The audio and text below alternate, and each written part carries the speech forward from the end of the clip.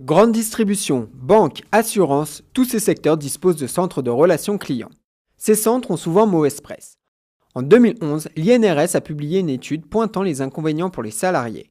Horaires, double écoute, délocalisation, tâches répétitives, tout y passe et la qualité du service client s'en ressent. Existe-t-il une certification qui réconcilie bien-être au travail et qualité du service client?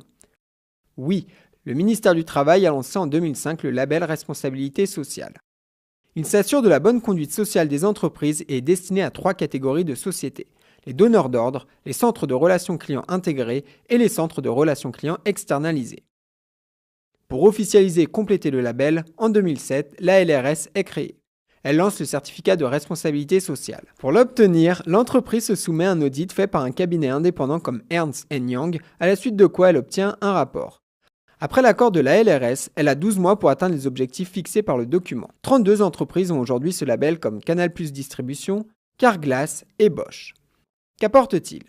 Quand une entreprise labellisée crée ou fait évoluer un périmètre, elle peut étendre le label à l'ensemble de ce dernier avant même de repasser les audits. Mais attention, on peut perdre son label. C'est le cas de Téléperformance en 2008 après un audit d'Ernst & Young.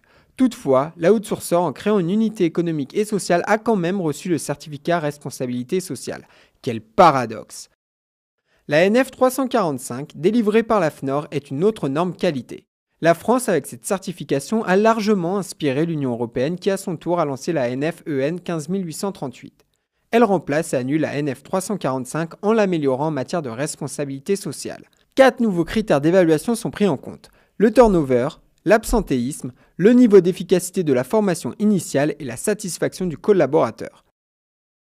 187 centres de relations clients l'ont adopté à l'image du CNED ou de Carrefour. L'AFNOR planche actuellement sur l'élargissement de la norme à l'ensemble des métiers et canaux de la relation client.